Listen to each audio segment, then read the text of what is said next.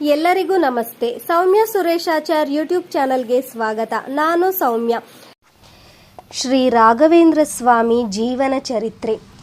ಮಾಂಗಲ್ಯ ಉಳಿಸಿದರು. ಶ್ರೀ ರಾಘವೇಂದ್ರ ಸ್ವಾಮಿಗಳು ಅಪಮೃತ್ಯುವಿಗೆ ಈಡಾಗಿದ್ದ ಶಿಷ್ಯ ಗುರು ವೆಂಕಟನನ್ನು ಬದುಕಿಸಿದರು. ರಾತ್ರಿ 10 ಗಂಟೆಯಾಗಿರಬಹುದು. ಗುರುಗಳು ಪೂಜಾದಿಗಳನ್ನು ಮುಗಿಸಿ ಕುಳಿತಿದ್ದಾರೆ.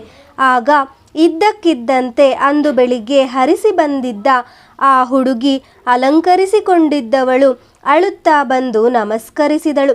ಸ್ವಾಮಿ, ನನ್ನ ಪತಿಯು ನಿಷೇಕದ ಕೋಣೆಯಲ್ಲಿ ಪ್ರವೇಶಿಸುವಾಗ ಎಡವಿ ಬಿದ್ದು ಅಸುನೀಗಿದ್ದಾರೆ.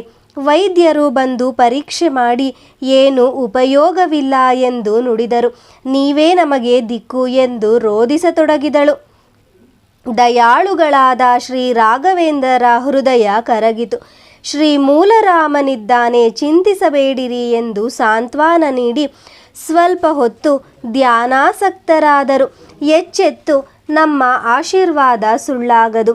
ಆತನಿಗೆ ಪೂರ್ವಾರ್ಜಿತ ಪಾಪದ ಫಲವಾಗಿ ಅಪಮೃತ್ಯುವು ಬಂದಿದೆ ಎಂದು ಹೇಳಿ ಕಮಂಡಲು ಧರಿಸಿದವರಾಗಿ ಅವರ ಮನೆಗೆ ಎಲ್ಲರೊಂದಿಗೆ ಬಂದರು. ಅಲ್ಲಿ ನಿಶ್ಚೇಷ್ಟಿತರಾಗಿ ಬಿದ್ದಿರುವ ಗುರು ವೆಂಕಟನ ಶರೀರವನ್ನು ಕಮಂಡಲ ಜಲದಿಂದ ಪ್ರೋಕ್ಷಿಸಿ 3 ಸಾರಿ ಸ್ಪರ್ಶಿಸಿ ಮನಸ್ಸಿನಲ್ಲಿಯೇ ಮಂತ್ರವನ್ನು ಪಠಿಸುತ್ತಾ ಧ್ಯಾನ ಮಗ್ನರಾದರು.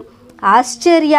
ಒಂದು ಕ್ಷಣದಲ್ಲಿ ನಿರ್ಜೀವವಾಗಿ ಬಿದ್ದಿದ್ದ ಗುರು ವೆಂಕಟನ ಶರೀರ ಕದಲತೊಡಗಿ ಉಸಿರಾಟ ಆರಂಭವಾಗಿ ಎದ್ದು ಕುಳಿತನು. ಶ್ರೀ ರಾಘವೇಂದ್ರ ಸ್ವಾಮಿಗಳು ತನ್ನ ಪಕ್ಕದಲ್ಲಿ ಕುಳಿತಿರುವುದನ್ನು ನೋಡಿ, ಗುರುಗಳೇ, ತಾವು ಇಲ್ಲೇಕೆ, ನನಗೇನಾಗಿತ್ತು ಎಂದು ಕೇಳಿದನು. ದುಃಖ ಸಾಗರದಲ್ಲಿ ಮುಳುಗಿದ್ದ ಮನೆ ಆನಂದೋತ್ಸಾಹಗಳಿಂದ ತುಂಬಿತು. ಮಂಗಳೆಯು, ಗುರುಗಳೇ, ನಿಮ್ಮ ಆಶೀರ್ವಾದ ಫಲಿಸಿತು, ನೀವು ಮಹಾಮಹಿಮರು ಎಂದು ನಮಸ್ಕಾರ ಮಾಡಿದಳು.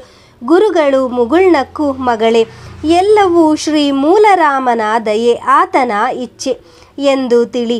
ನೀವು ದಂಪತಿಗಳು ಆನಂದದಿಂದ ಪುತ್ರ ಪೌತ್ರರೊಡನೆ ನೆಮ್ಮದಿಯಾಗಿ ಬಾಳಿರಿ ಎಂದು ಹರಿಸಿ ಬಿಡಾರಕ್ಕೆ ಬಂದರು.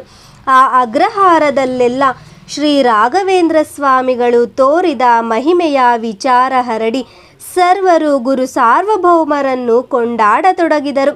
ಅನಂತರ ಕುಂಭಕೋಣಕ್ಕೆ ದಯಮಾಡಿಸಿದ ಗುರುಗಳು ತಮ್ಮ ಸಮಸ್ತ ಶಿಷ್ಯರಿಂದ ಕೂಡಿಕೊಂಡು ವಿದ್ಯಾದೇವಿಯ ಹಾಗೂ ಶ್ರೀ ವೆಂಕಟೇಶ್ವರನ ಅಣತಿಯಂತೆ 3 ವೇದಗಳಿಗೆ ಅರ್ಥ ಬರೆಯಲು ಪ್ರಾರಂಭಿಸಿದರು. ಮೊದಲು ವೇದಗಳ ಶುದ್ಧ ಪ್ರತಿಗಳನ್ನು ಸಂಪಾದಿಸಿದರು. ಅನಂತರ ಅರ್ಥ ಬರೆಯಲು ಬೇಕಾದ ನಿರುಕ್ತ, ಛಂದಸ್ಸು, ವೇದ ವ್ಯಾಕರಣ, ವೇದಕೋಶ, ಶ್ರೀಮದಾಚಾರ್ಯರ ಋಗ್ಭಾಷ್ಯ, ಶ್ರೀ ಜಯತೀರ್ಥರ ಟೀಕೆ, ಹಿಂದನವರು ಪರವಾದಿಗಳ ನಿರಾಕರಣ ಕಾಲದಲ್ಲಿ ಉದಾಹರಿಸಿದ ಶ್ರುತ್ಯರ್ಥಗಳು, ಸಾಯಣ ಭಾಷ್ಯ ಇವೆಲ್ಲವನ್ನು ಇಟ್ಟುಕೊಂಡು ಸುಮಾರು 50 ಜನ ಪಂಡಿತರು ಈ ಕೆಲಸವನ್ನು ಹಗಲು ರಾತ್ರಿ ಎನ್ನದೆ ಸತತ ಪರಿಶ್ರಮ ಪಡಿಸುತ್ತಿರಲು ಶ್ರೀಗಳವರು 3 ವೇದಗಳಿಗೂ ಭಾಷ್ಯಗಳನ್ನು ರಚಿಸಿ ಜಗನ್ಮಾನ್ಯರಾದರು.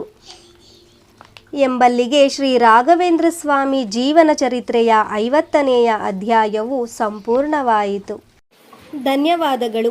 ಯಾರೆಲ್ಲ ನನ್ನ ಚಾನಲನ್ನು ಸಬ್ಸ್ಕ್ರೈಬ್ ಮಾಡದೆ ನೋಡುತ್ತಿದ್ದೀರೋ ದಯವಿಟ್ಟು ಚಾನಲನ್ನು ಸಬ್ಸ್ಕ್ರೈಬ್ ಮಾಡಿಕೊಳ್ಳಿ ಹಾಗೂ ನಿಮ್ಮ ಫ್ಯಾಮಿಲಿ ಮತ್ತು ಫ್ರೆಂಡ್ಸ್ಗೆ ಶೇರ್ ಮಾಡಿ.